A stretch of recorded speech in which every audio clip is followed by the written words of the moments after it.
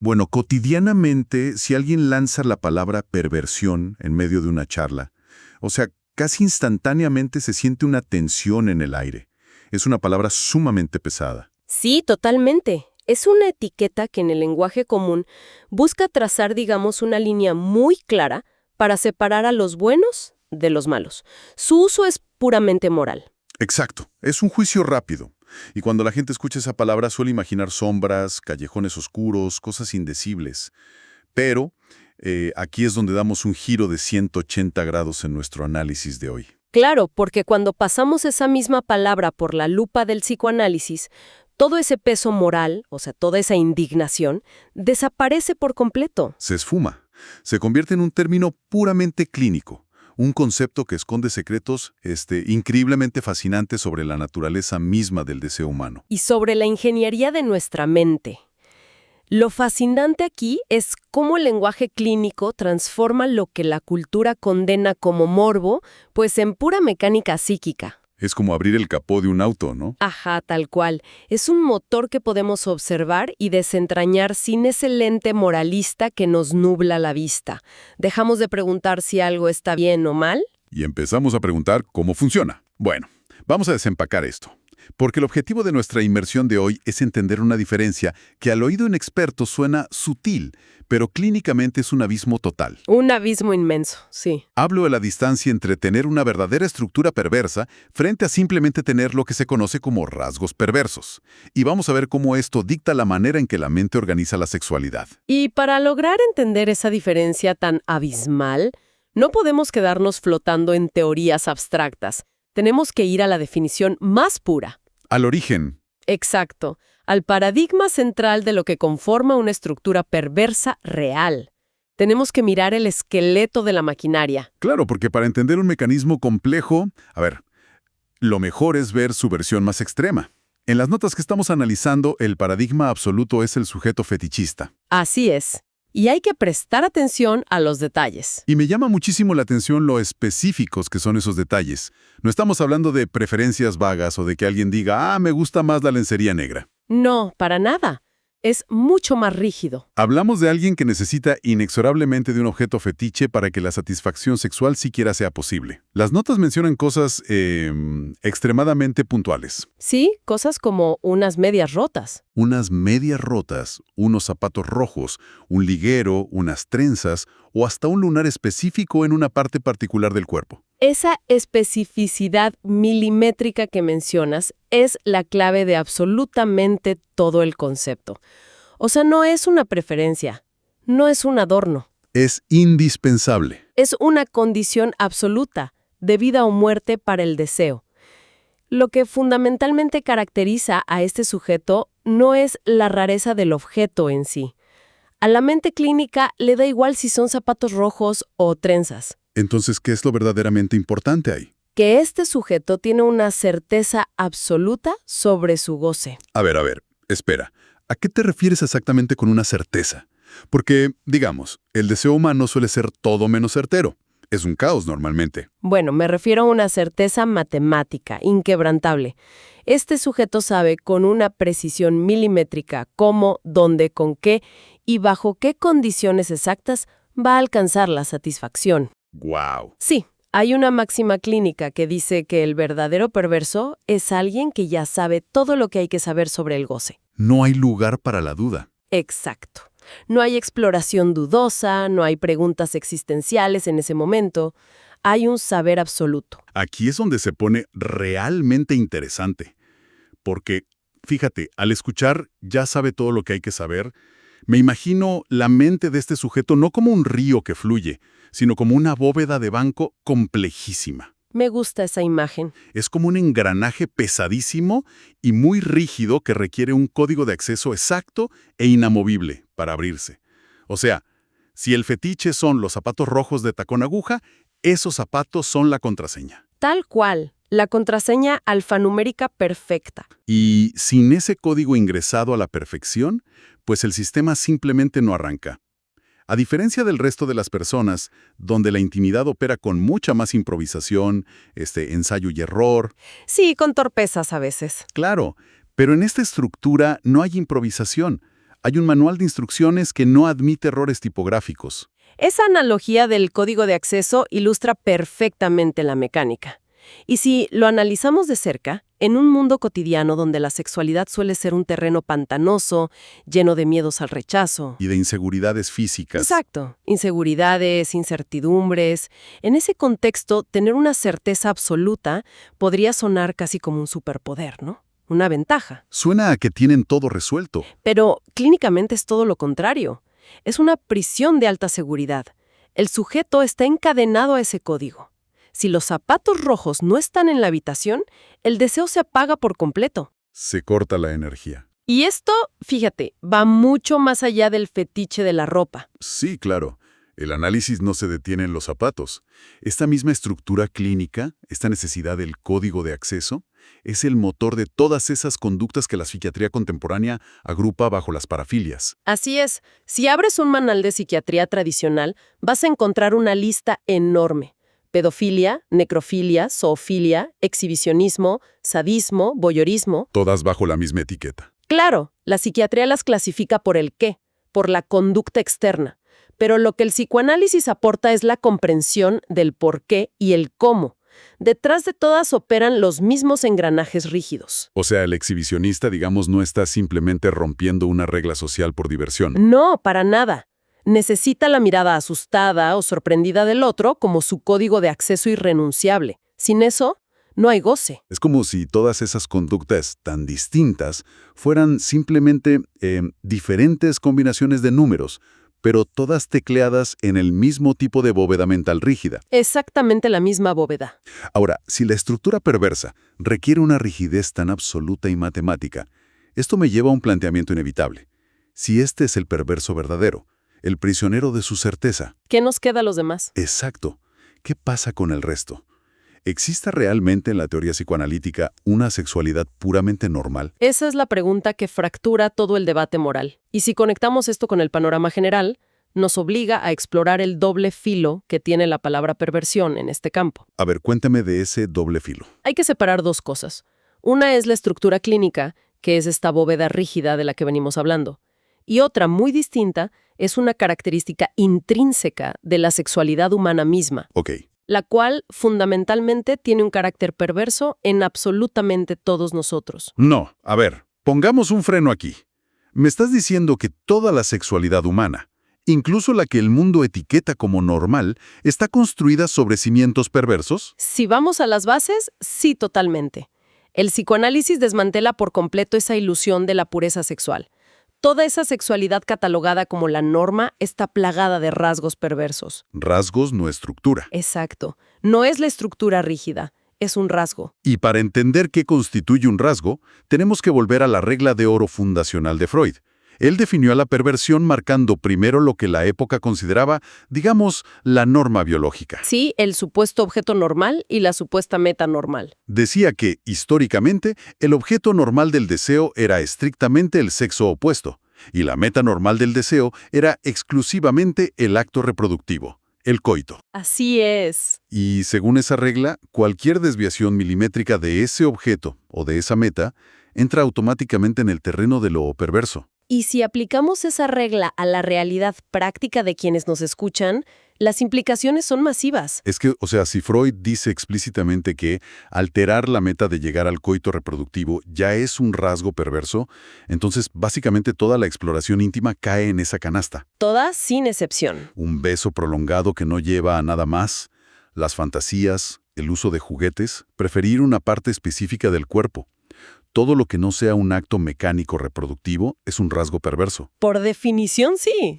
Entonces, la normalidad pura parece una ilusión absoluta, un fantasma que nadie ha visto en la vida real. Ese es exactamente el hallazgo revolucionario del psicoanálisis. Esa supuesta normalidad inmaculada y puramente instintiva no existe en la mente humana. A diferencia de los animales, supongo.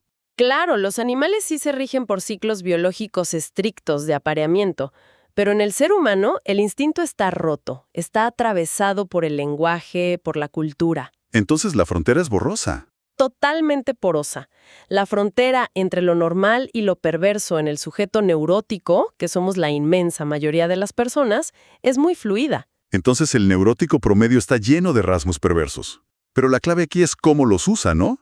Esos rasgos perversos son en realidad los que le dan color y variabilidad al deseo humano. Totalmente. Le dan la fluidez que el sujeto de estructura perversa, el de la bóveda, no tiene. Un sujeto neurótico puede jugar con un rasgo perverso. A ver, dame un ejemplo práctico. Bueno, puede usar lencería específica un viernes por la noche como parte de un juego de roles, una fantasía. Le suma excitación, le da textura al momento. Ajá. Pero si la lencería no está, el deseo no desaparece. La intimidad puede seguir su curso de otras maneras. El neurótico no está estructuralmente encadenado al objeto. Entiendo. El rasgo perverso en la neurosis es un accesorio dentro de un menú amplio. Exacto. Puedes elegir. En la estructura perversa no hay menú. Hay un solo plato obligatorio. Y si no te lo sirven, te mueres de hambre. Es la diferencia entre usar un sombrero porque te gusta cómo se ve hoy y que tu cabeza deje de funcionar si te quitan el sombrero. En uno es un accesorio divertido, en el otro es la batería del sistema. Es una analogía perfecta. Y si entendemos esta diferencia tan monumental entre el neurótico que juega y el perverso que obedece a su código, creo que nuestra charla tiene que descender al cuarto de máquinas.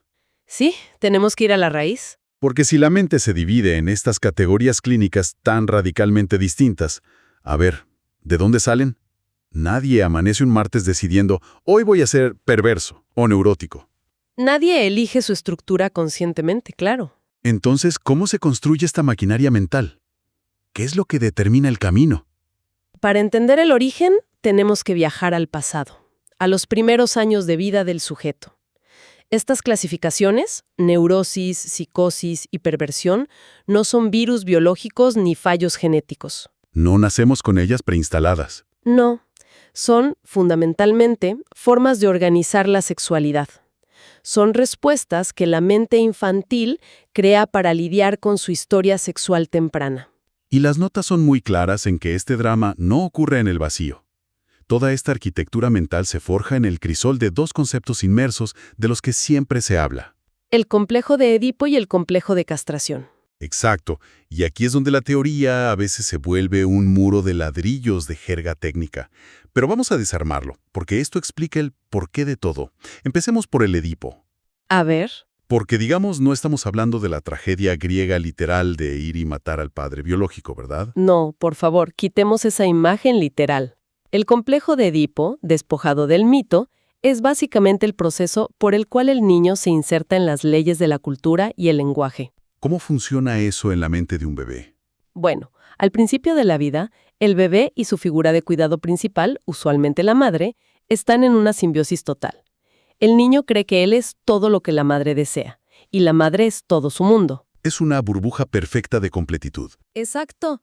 Y el Edipo es el momento en que una tercera figura, que representa la ley o la autoridad, que tradicionalmente se llama la figura paterna, pero puede ser cualquier límite, irrumpe y corta esa burbuja. O sea, le rompe la ilusión. Le dice al niño, básicamente, no, tú no eres el centro absoluto del universo de tu madre, y ella no te pertenece. Hay reglas afuera. Es el primer gran no de la existencia. Es el choque frontal contra la realidad de que hay límites. Pero entonces, ¿dónde entra el famoso y temido complejo de castración? Ay, ese es el núcleo central. Porque la palabra sola ya genera escalofríos. ¿Qué significa mecánicamente en la mente de un niño que apenas está entendiendo el mundo? El complejo de castración es el verdadero motor de la angustia. Alrededor de este mismo momento, el niño se enfrenta a un enigma visual y psíquico demoledor, que es la diferencia anatómica de los sexos. El niño descubre que no todos los cuerpos son iguales. ¿Sí? Y en la lógica rudimentaria, muy básica de la psique infantil, al notar que a ciertos cuerpos, como el de la madre, les falta algo que otros cuerpos tienen, llega a una conclusión aterrorizante. Piensa que si a la madre, que es el ser más poderoso e importante de su universo, le falta algo, entonces él mismo está en peligro constante de perder algo. Exactamente. La castración no es un corte físico real en la clínica. Es una metáfora. Es la metáfora del descubrimiento de la vulnerabilidad absoluta. Es darse cuenta de que no somos seres completos ni perfectos, de que estamos marcados por la falta. Y ese descubrimiento, imagino, genera un terror existencial gigantesco en un cerebro que apenas se está terminando de formar. Es casi como si la mente del niño experimentara un error crítico del sistema. Un pantallazo azul total. Eso. El trauma del Edipo y la revelación de la castración amenazan con apagar la computadora por completo. Y para evitar el colapso, la mente instala rápidamente un sistema operativo de emergencia. Esta analogía del sistema operativo plantea una pregunta importante, y es vital para quitar el estigma moral. Claro. Porque, como decías, la mente instala un sistema para sobrevivir. Algunos niños instalan el sistema de la neurosis, otros instalan la psicosis, y otros instalan el sistema de la perversión. Cada estructura clínica es simplemente una estrategia distinta para lidiar con el mismo problema central. ¿Cómo manejar la angustia de la falta? A ver, veamos cómo opera cada sistema. Empecemos por la mayoría. Exacto. ¿Qué hace el neurótico? El neurótico instala un sistema operativo basado en la represión. El niño ve la falta, le aterra y decide empujar ese conocimiento al inconsciente. Lo oculta. Dice, esto da mucho miedo, mejor lo escondo bajo la alfombra y finjo que no lo vi, aunque me genere ansiedad y culpa toda la vida. Totalmente. El neurótico acepta que la ley existe, pero vive peleando con ella. Ahora, si miramos el sistema operativo de la psicosis, la estrategia es el rechazo radical, la forclusión. Ahí la mente rechaza la realidad por completo. Sí, la rechaza a tal punto que la realidad misma se fractura. Se generan delirios o alucinaciones para crear un mundo alterno donde esa angustia de la falta no exista. Pero entonces, ¿qué pasa con nuestro protagonista de hoy? ¿Cómo procesa este terror la mente que instala la estructura perversa? La estructura perversa utiliza un mecanismo fascinante y complejísimo que el psicoanálisis llama renegación o desmentida. Renegación. ¿Cómo funciona eso frente a la represión del neurótico? A diferencia del neurótico, que esconde bajo la alfombra, o el psicótico que alucina, el perverso hace un truco de magia mental. Reconoce la realidad, percibe la castración y la falta, pero en el mismo milisegundo la niega. A ver, ¿cómo? Su lógica interna es, ya sé perfectamente que la falta existe, pero aún así actúo como si no existiera. Ya lo sé, pero aún así, ¡wow! Es una paradoja brillante. Es mantener dos verdades contradictorias al mismo tiempo en el cerebro. Sí, una acrobacia psíquica. Sabe que hay un vacío aterrorizante, pero se niega a aceptarlo emocionalmente. ¿Y cómo demonios sostiene esa mentira a largo plazo en la vida real? Y aquí es donde todo el rompecabezas hace clic y volvemos al principio de nuestra inmersión. Para sostener esa negación, la mente perversa necesita tapar la falta, necesita llenar el vacío con algo tangible. ¿Y ese algo? Ese parche perfecto que sella la grieta del terror a la castración. Es el fetiche. ¡Wow! O sea que los zapatos rojos no son una simple preferencia sexual decorativa. Los zapatos rojos son el tapón psicológico que impide que el sujeto caiga en el abismo del terror existencial de su infancia. Exactamente. El fetiche se convierte en el sustituto triunfante de lo que supuestamente falta. Al enfocarse obsesivamente en esos zapatos, la mente de la estructura perversa se dice a sí misma, míralos, ahí están, son perfectos. No falta absolutamente nada. La castración no existe, el control es total. Por eso tienen la certeza del goce. Claro, la certeza matemática del perverso no es valentía emocional ni seguridad en sí mismo. Es un mecanismo de defensa. Es un blindaje rígido y desesperado contra la angustia. Totalmente blindado. Mientras el objeto fetiche o el escenario de la parafilia esté bajo control, la angustia de la infancia se mantiene a raya. Por eso decíamos al principio que no es una ventaja, es una esclavitud al sistema que te mantiene a salvo. Es un precio altísimo por la tranquilidad psíquica. Y fíjate que esto hace algo fundamental. Borra de un plumazo todo el estigma moral del que hablábamos al principio. Porque, un niño de 3 o 4 años no elige lógicamente cómo estructurar su psique frente al terror. Nadie revisa un catálogo de estructuras mentales. Exacto. No es como elegir un plato en un restaurante. La estructura clínica que terminamos teniendo de adultos es simplemente el saldo que quedó de nuestra batalla infantil por la supervivencia emocional. Es una perspectiva que nos obliga a cambiar la condena inmediata por una comprensión analítica profunda de la arquitectura humana. Es increíble pensar que lo que como adultos presumimos como nuestra gran identidad sexual, A veces no son más que los ecos fosilizados de cómo nuestra mente infantil logró sobrevivir a sus propios cortocircuitos. Nos muestra que el deseo nunca es simple. Es el resultado de un compromiso inmensamente complejo entre nuestra biología, nuestro lenguaje y nuestras primeras experiencias de pérdida. Ha sido un viaje intelectual muy denso, la verdad, pero creo que logramos desarmar la maquinaria bastante bien. Hagamos un pequeño recuento para amarrar todos los cables sueltos que fuimos sacando. Me parece perfecto. A ver, Empezamos quitándole la máscara moral a la palabra perversión. Descubrimos que la verdadera estructura perversa, la de manual, ejemplificada en el fetichismo extremo o las parafilias, es esta bóveda mental rígida definida por la certeza del goce. el sujeto está obligado a usar su código de acceso específico para evadir su angustia fundamental. Luego vimos que esa supuesta normalidad de la gran mayoría de la población, o sea, los neuróticos, no es puritana ni perfecta en absoluto. Está repleta de rasgos perversos. Y que son justamente esos rasgos los que nos permiten la flexibilidad, la fantasía y el juego dentro de la intimidad sin quedar atrapados en la tiranía de un único objeto fetiche.